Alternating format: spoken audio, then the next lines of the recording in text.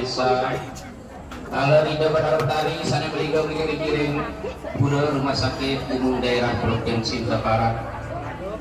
Kita semua dapat berseduajeng masih makrama dalam rangka menyambut feodalan beliau tanggal 18 Februari tepatnya yaitu hari ini tumpah turut.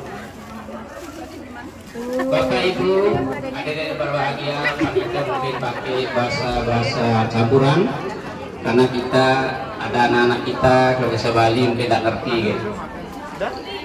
Bapak Ibu, sebelum Pandita Jagi menyampaikan tema yang diminta oleh pengurus atau panitia, temanya yaitu dasar hukum apabila kita beragama Hindu, konversi atau pindah agama.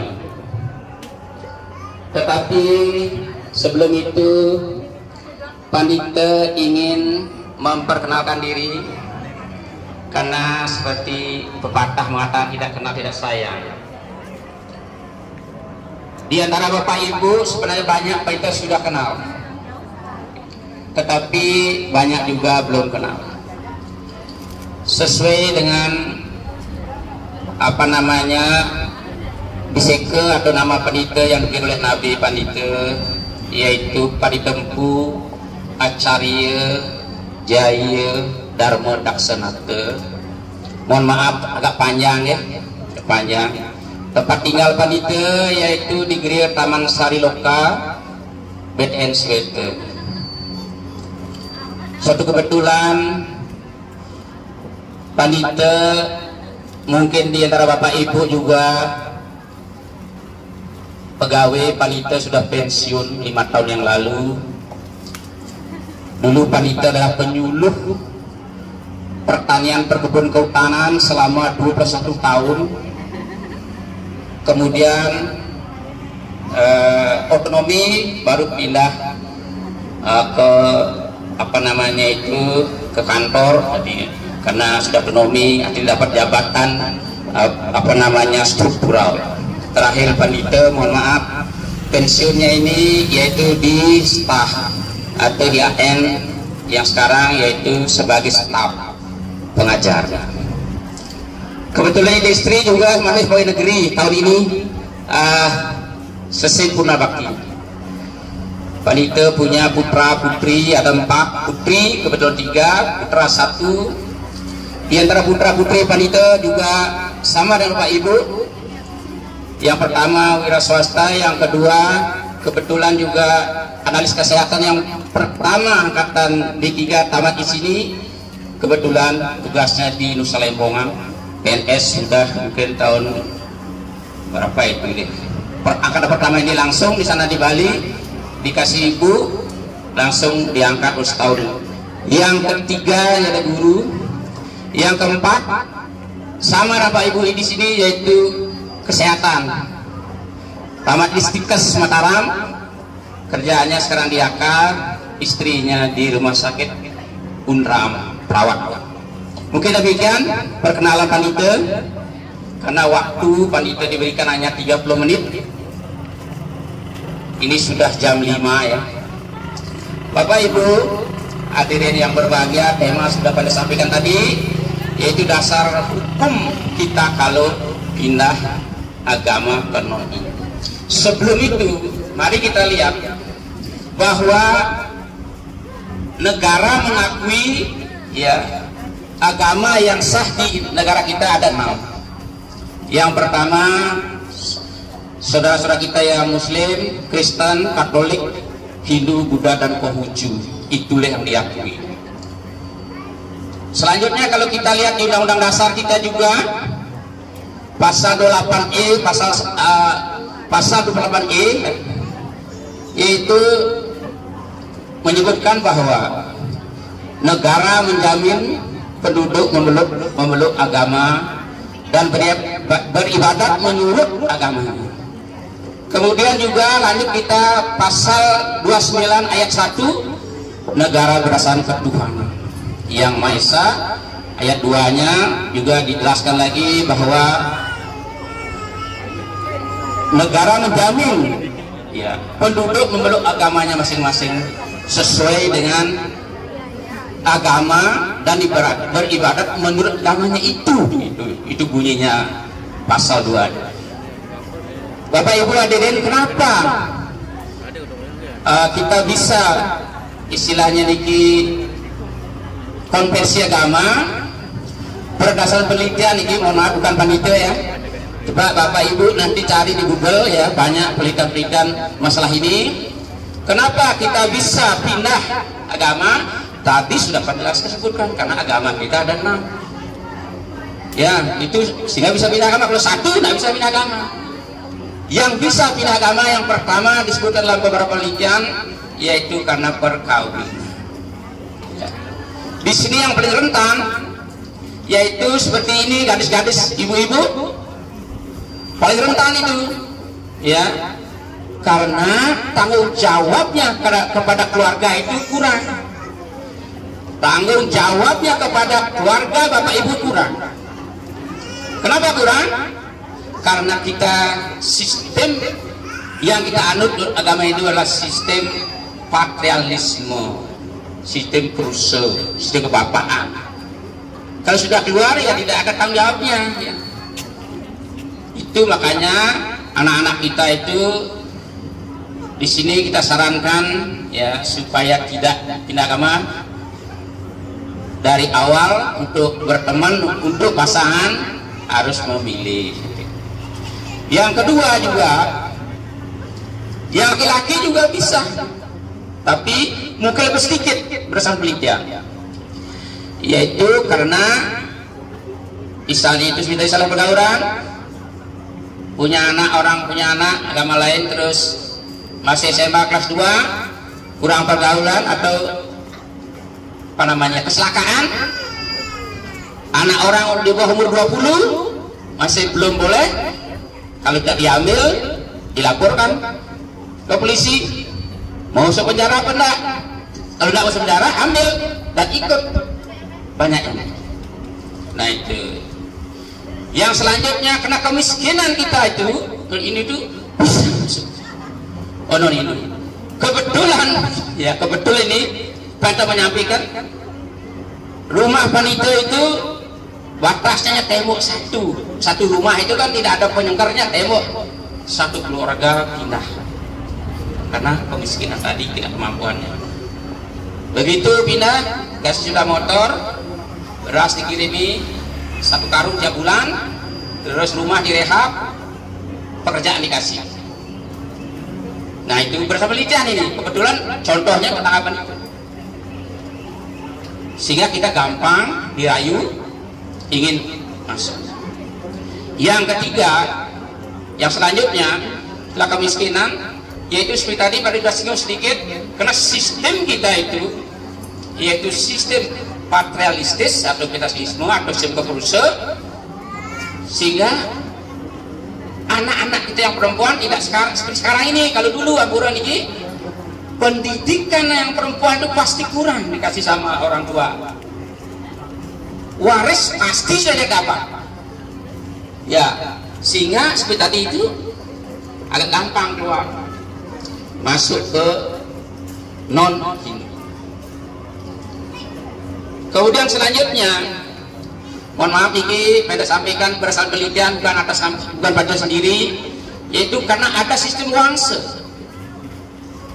Sistem wangse inilah salah satu penyebab pindahnya, karena orang tua yang wangsenya dianggap tinggi lebih rela anaknya pindah agama daripada kepleset atau jeron.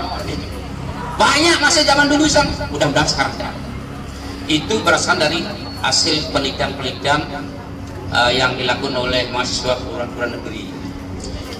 Nah yang terakhir, bisa pindah kenapa?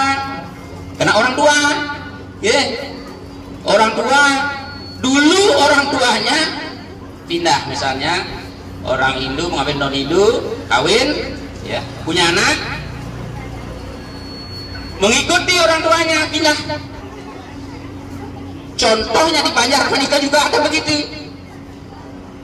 Beliau seorang polisi, kawin sama non Hindu, punya anak satu laki, kawin luar, istrinya cerai, rumah dah diambil sama istri.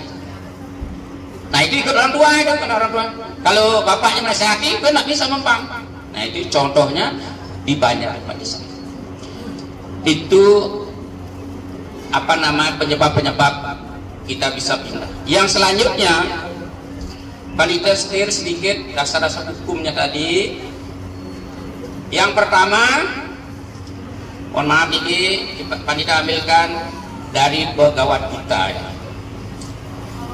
Bhagavad Gita yaitu bab 3 sloka 36. Panitia tidak sebutkan baca slokanya, ya mungkin nanti tidak tepat gitu, tapi artinya kita bacakan. Di sana disebutkan dalam sloka apa di Bhagavad Gita bab 3 sloka 5. Dia begini artinya. Lebih baik melaksanakan swadharma sendiri daripada lebih baik melaksanakan swadharma sendiri walaupun tidak sempurna daripada melaksanakan swadharma orang lain walaupun sempurna. Lebih baik mati dalam melaksanakan swadharma daripada melaksanakan swadharma orang lain. Itu sangat berbahaya. Apa contohnya ini? Kita itu menganut sistem punarbawa. Wah, roh kita itu sudah 1000 kali lahir agama Hindu, ya, agama Hindu. Terus kita pindah agama lain, ya. Kita melaksanakan swadharmanya orang lain, tetapi belum sempat kita berbuat baik atau sebuah karma, ya, berbuat baik, kita sudah meninggal. Sudah meninggal. Disinilah akan terjadi roh kita itu sesat. Sebagai contoh, mohon maaf Niki, karena ini beliau sudah meninggal juga, mungkin bapak yang lingsir-lingsir pasti tahu, ya, seorang ahli perbankan, ya, namanya Pak Muno di Jakarta ini. Tahun 90 lebih itu dia ke sini gitu, dia ahli perbankan, pindah agama, dikuburlah dia di kuburan non Hindu. Setelah dikubur, rohnya itu datang ke keluarganya di dalam mimpi supaya disucikan, akhirnya apa yang terjadi? Diulapin, disegara, terus di apa namanya upacara ngaben, sudah ngaben bahkan sampai ngelingiang, ya, tidak ada lagi mimpi-mimpi itu, hilang. Karena tujuan agama Hindu itu, ya, adalah moksatam jagat ite yeche itidar, bahagia di dunia, menyatu roh suci kita lagi kepada Sang Yang Adi, sesuai dengan Weda yang tercantum di dalam ajaran agama kita, Brahman, Atman, Aikyam, bahwa Atman itu dari Brahman, dari Tuhan, kembalilah. Makanya kita ini sulit masuk apa namanya moksa, dibantu, ya, oleh keluarga kita. Kita diberikan kendaraan, kalau zaman sekarang namanya R3, Rong 3, ya. Begitu kita abenkan, roras atau nyekah, ya, sudah lingekan, ada banyak sastranya, kalau ada pegang, ada 7, bunyinya begini, bahwa pantelingnya kena ring rong kemulan tengen menyatu ring Brahmatma disebut guru pat. Ibunte unggah kena ring rong kemulan kiwo menyatu ring Wisnu apa disebut guru Susuma. Menyatu ring kawin temuni itu bunyinya beberapa lontar atau sastra adat 7 pada sudah kutip. Karena mohon maaf, waktu Pandita kuliah di S2 agama, Pandita itu jadikan penelitian tugas tambahan kemana roh setelah meninggal berdasarkan ritual dan teologi, itu Pandita dapatkan. Berarti kita yang membantu roh kita supaya beliau mencapai moksa. Moksatam jagat ite yaitu dharma tadi. Kalau tidak, ya seperti tadi, kalau kita keluar akan berikut kita bahas, yaitu pada apa namanya itu sastra selanjutnya, yaitu Manawdharma Sastra, kalau tidak salah babnya bab 16 sloka 23 atau mata 23. Bunyinya panitia kalau sebutkan itu mungkin agak lama ya, karena panitia sudah bawah di bawah di HP panitia, tapi panitia tidak baca karena artinya banyak. Karena itu kalau baca mungkin waktunya tidak cukup setengah jam kalau gak panitia baca, tapi artinya bagi ya umat ini yang telah membayar utang, yaitu namanya renam kepada Tuhan, Ida Sang Widiwasa atau para dewa, kepada leluhur ya, dan kepada para resi, dia akan mencapai kesempurnaan, akan dia menuju ya kebahagiaan yang abadi. Seperti tadi kalau kita dalam bahasa sehari amboringan cinta. Tetapi kalau tidak dia melaksanakan trinama itu, dia akan jatuh ke neraka. Itu bunyinya ya. Kalau kita pindah ke non ini, Padita lagi satu kutip, Bodhita lagi satu ya, yang dari sastra istilahnya Weda kita. Bagi orang yang meninggal rencana Weda ya, atas dasar kama atau nafsu, tadi kita kawin karena nafsu kita, ia akan tidak mencapai kesempurnaan. Dia tadi akan terjerumus ke alam bawah atau disebut neraka tadi. Banyak kita sangat takut kan kalau tahu kita sastranya ya. Selanjutnya panika kutipkan dari bisamo leluhur kita ya, yang sangat kalau panitia ya betul-betul sangat satya namanya bisamo leluhur. Begini salah satunya dari berbagai bisamo. Setananku atau anakku atau keturunanku ya, kalau kau lupa dengan kayanganmu, hidupmu akan menderita. Banyak pekerjaan tapi asli tidak ada. Di keluarga Anda akan mecengilan atau ribut, tidak cocok dengan keluarga, dan kau akan penyakitan. Begitu salah satu bisamo. Mohon maaf niki panitia contohkan niki ya, seorang dokter niki ya, tidak boleh pada sebut nama. Beliau kuliah di Bali, kedokteran, kerja di Bali sudah berpuluh-puluh tahun. Beliau sakit-sakitan ya, tidak bisa mengobati diri sendiri, temannya tidak bisa mengobati. Akhirnya beliau mempunyai inisiatif apa penyebabnya kok saya beginilah,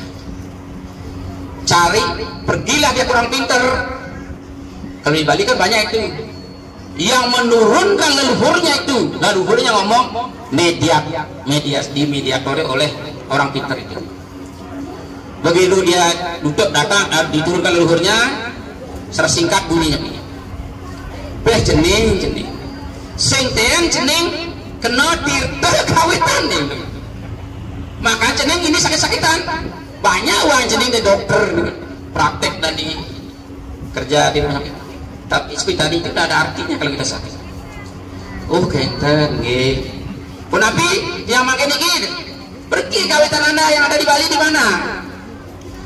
Ada di Pedarman, ada di Agung, dan supaya ada panti, silahkan singkat cerita begitu dia datang ya, diketis cerita panggul langsung sehat sampai hari ini.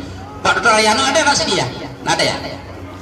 Nggak ada di sini Dr. Ayano ya? Dia punya teman, langsung dia pulang ke Lombok sudah sehat, bawa uang aturan punio ke pura kawit yang di sini itu 5 juta, mantap bagus. Dari mana? Dari sini, dari Cakra ya. Nah itu seperti itu, itulah bisamo kawitan kita, bahwa putraku, saudaraku, kalau kamu lupa kayanganmu, hidupmu akan menderita, kemudian kamu di keluarga tidak akan rukun, kamu banyak dapat kerjaan tapi hasil tidak ada, kamu sakit-sakit pun, dan luhur bersama itu belum akan susut kewibawaan kamu. Yang paling jelek akan menjadi Om Taniklen namanya, itu sebutkan kan. Nah yang terakhir pengen sampaikan, kenapa, apa dasar hukum lagi yang terakhir dari luhur kita juga. Kita masih ingat ya, kerajaan besar terakhir itu di Indonesia mana ya, Majapahit ya. Waktu raja yang memerintah waktu itu namanya Brawijaya V dengan pengabdinya yang sangat sakti namanya ya Nayo Genggong, Dangyang Nayo Genggong dan Sabdo Palo. Apa kata beliau? Beliau menghilang begitu Brawijaya V itu diangkut lagi ke apa namanya, ke kerajaan Majapahit. Boleh kau ambil kerajaanku atau kerajaan junjungku, Brawijaya maksudnya kelima, dan kau musnahkan ajaran Adiluhung dari leluhur.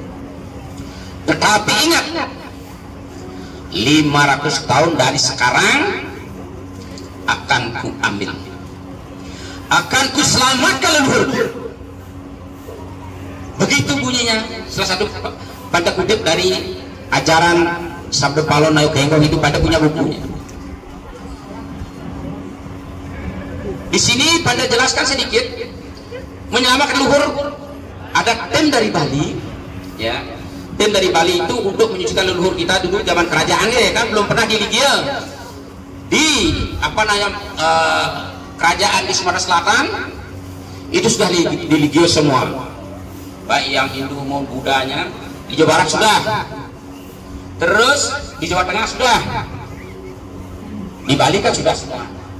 Di NTB ini terjadi, di ITB terjadi. Terakhir leluhur kita itu kita ligil, suatu kebetulan ya. Pandita tahun 2015 mengadakan ngambil masal di Lunjuk, ingat pada tanggalnya 20 Agustus 2015. Begitu kan ada penitia di sana, datang penitia dari Bali, bolehkah kami penitia di Bali bersama-samaan melaksanakan upacara peteriatnya, yaitu raja yang dulu berkuasa di Sumbawa, Raja Putri kita yang dikirim dari Majapahit, dan Bagawantonya dan iringannya dan Budanya.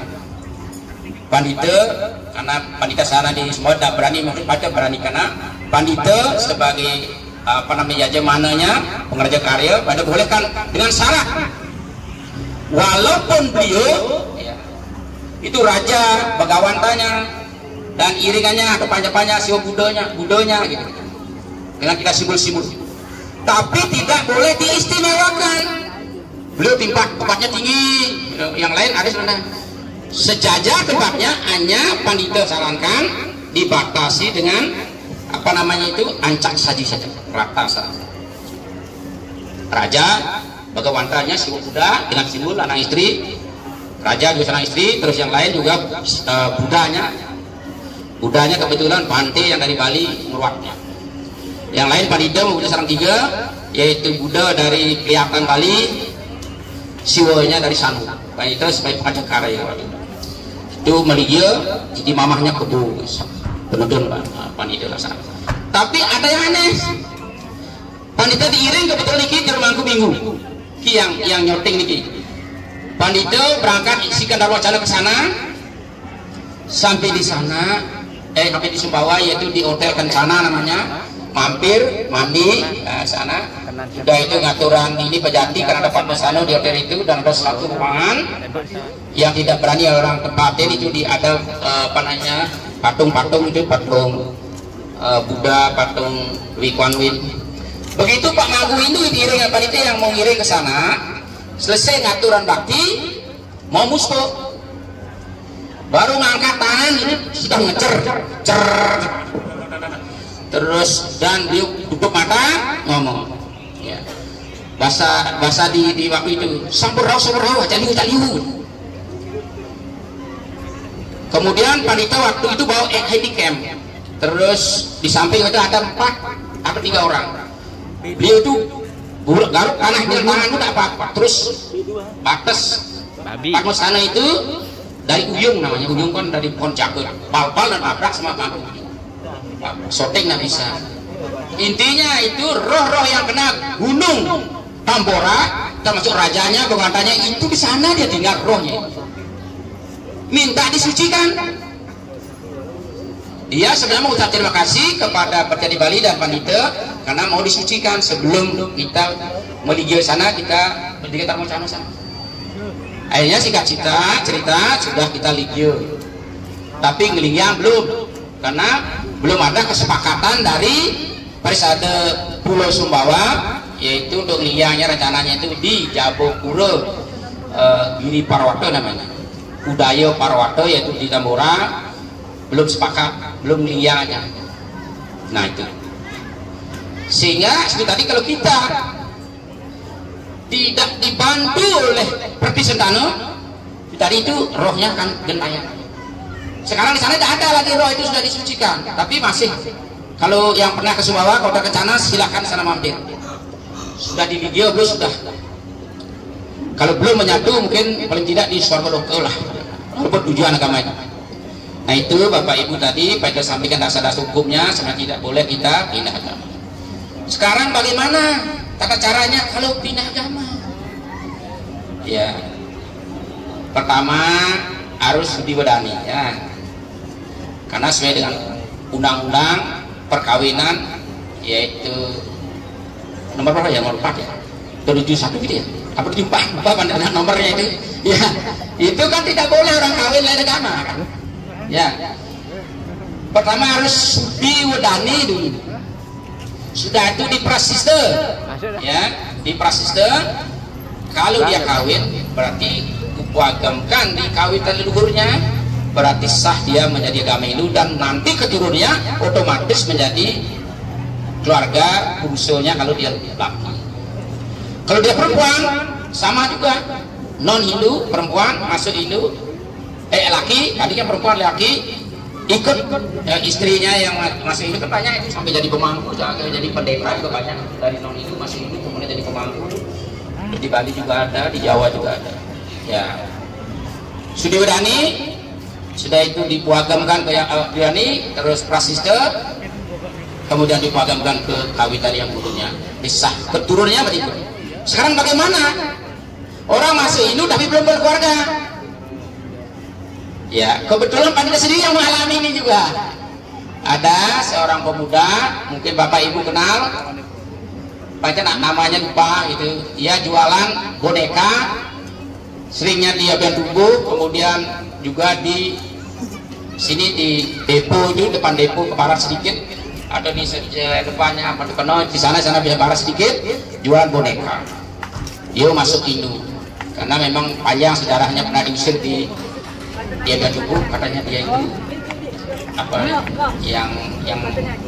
yang tidak baik lah itu, yang apa namanya ngebul-ngebul gitu. Ya itu, tapi sebenarnya dia ingin masuk Hindu tapi diusir di sana. Akhirnya teman-teman panitia yaitu ajak dia masuk Hindu, diwadani. Panitia yang mimpin upacaranya waktu penyucian itu, prasistenya itu, mohon maaf ya, mungkin dia sudah sampai di mana, dia meninggal belum kawin. Siapa yang akan jawab? Siapa yang akan jawab?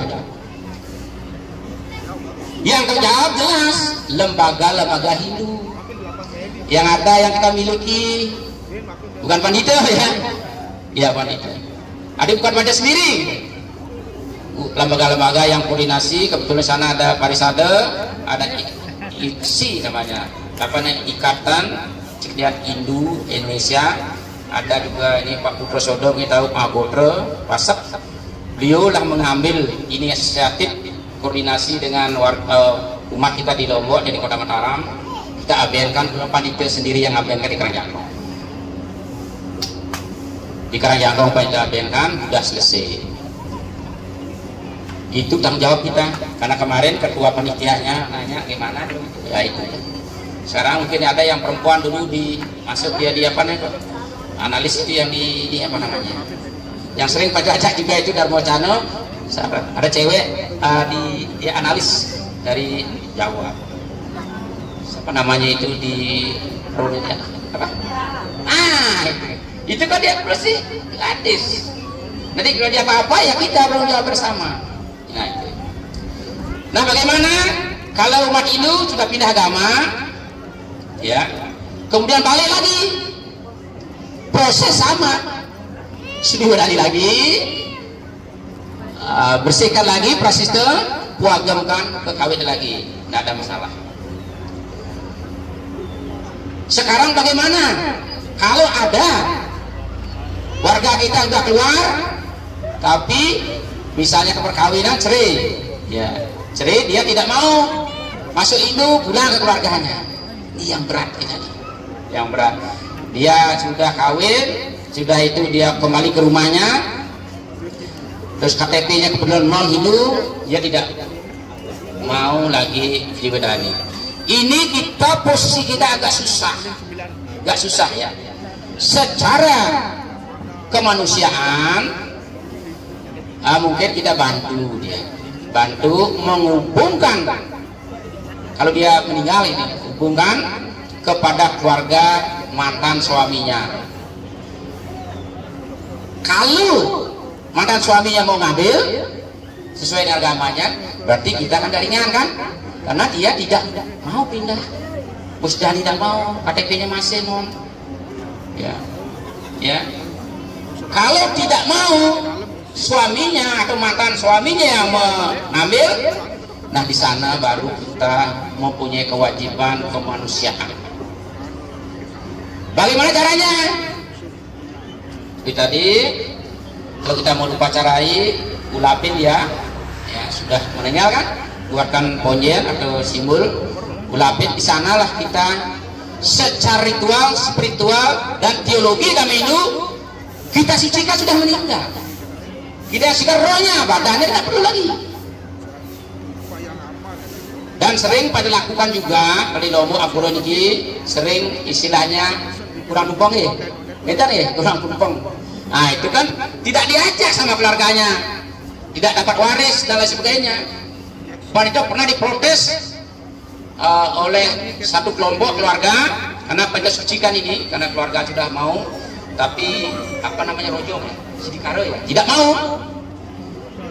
Tapi beda jelaskan tidak mau, datang ini keluarga yang tidak mau itu ke protes. Tapi pandita sebelum melaksanakan itu ada pernyataan yang bermeterai 6.000 bahwa dia itu pertama ibu dan bapak udah meninggal ya, ada ibunya, berarti ibu apa namanya ini, dia ibunya lain ya, kan lain ibunya sama saudaranya itu, berarti saudara tiri ya, lain mau menerima dan keluarga saudaranya mau menerima. Permetain 6.000 waktu itu pada laksanakan itu. Kita kalau dari Hindu kan tidak perlu diwadani, dia memang sudah Hindu tapi tidak diakui oleh keluarga, tinggal prasista puagamkan yang gurunya, kawin dan dia selesai. Tapi ada beberapa keluarga sidikare dan rojongnya keluar tidak masalah, karena dia ampuro ini dia tidak sudah ada pernyataan tidak menuntut waris, karena berdasarkan dialog pantai dengan ini dengan yang bersangkutan Alingse, kalau panita yang dipanggil sama warga kan Alingse, Ampurut yang ini sudah punya tempat sendiri, usaha sendiri, anak punya 3 kalau tidak salah, ada besar-besar, dia tidak uning kawitannya. Tapi secara de facto yang diakui oleh saudara-saudara Tikiang, apa jalan yang harus kita tempuh? Hanya berdep, bantu tadi kumpulkan kalau besar. Kalau besarnya udah itu kita akan proses dia diterima agama yang tidak ada masalah. Dia sudah, karena kebetulan orang tuanya itu tidak punya waris apa-apa, bahkan Ampura di bawah garis gitu. Dia justru maju ini, punya koperasi, mohon maaf 3 mungkin, mobil punya, rumah bagus, tapi seperti tadi itu kepalanya punya. artinya tidak punya kawitan. Sekarang jalan dengan baik. Nah itu kan, kalau ada model-model begitu kita kembali rangkul. Oke, kembali rangkul. Tapi sebenarnya kalau seperti tadi pada tidak kurang sebut sedikit, kalau kita pindah agama ada 4 kerugian kita. Ya, itu belum pada itu tadi ya, belum ya. Satu, ya kita dapat restu dari kawin kita luhur pasti dapat. Kedua, surga untuk kita akan tertutup.